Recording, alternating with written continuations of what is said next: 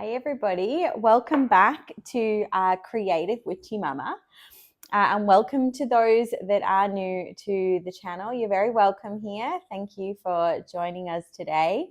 And if you are liking this content, please hit the subscribe and the notification bell so you know when I am uploading some new content. So I do talk about lots of different things and I make lots of different things too. So I'm a solo mama. I talk about lots of things, motherhood. I live low tox, so I make lots of things, and I like to cook lots of beautiful things from scratch too. And you'll often see my son Harrison. He's a 9-month-old and a little monkey, but he is my world. So today I actually want to make a body oil for you guys. So while I was pregnant, I used a very, very simple oil using hemp seed, jojoba, and rosehip oil with some lavender and some vitamin E. But I have continued to use this after pregnancy and I continue to use it now. So although it was meant to be like a pregnancy oil, I think it can just be an everyday oil. I certainly use it every day. And look, I don't know if it did help, but I did not get very many stretch marks. I'm not going to say that it, reduced them or anything because each body is very different. I already had some stretch marks from being a little bit overweight. So, but I didn't get very many new ones. I don't know if it was this, but I loved using it. It smells great. It feels really nice on the skin. And like I said, I have continued to use it to this day. So today we are going to mix all of that together. And then hopefully you guys can go ahead and make your own body oil or pregnancy body oil, whichever one you want to call it. Because honestly, I just think it's body oil. But I'm just going to have a sip of my coffee. Definitely essential when you're making lots of things at home. Lots of good coffee. Okay, so what we're going to start off with is our hemp seed oil. I buy organic hemp seed. I usually pick it up from my health food store. But we are going to start off with 60 mils of that today. So I've got my beaker here, and I'm just going to pop in 60 mils of my hemp seed. I really like this oil. I use this a lot in Harrison's products too.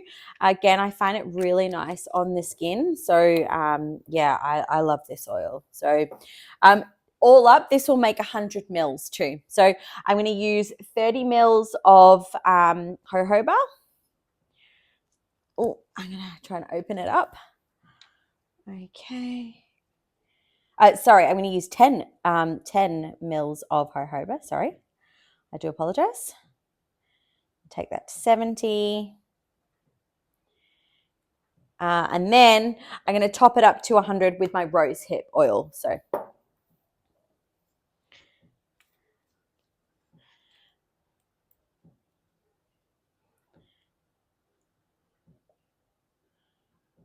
okay, so that is now at 100 mils. And what I'm going to do is I'm just going to add in some lavender and some vitamin E. So my vitamin E oil, I'm just going to add in a couple of drops. It's super, super like oily, so you don't need a lot. So 2 drops is perfectly fine for me. Obviously, if you want a little bit more, please go ahead, adapt this recipe as you wish. And then I'm going to pop in some lavender. For my essential oils, I usually go to doTERRA. I find them to be the best and some of the strongest out there in the market. And strongest, I mean like the most pure. So I love using them. And that's what I use across all of my things. So I'm going to do about 15 drops of lavender. So 1, 2, 3, 4.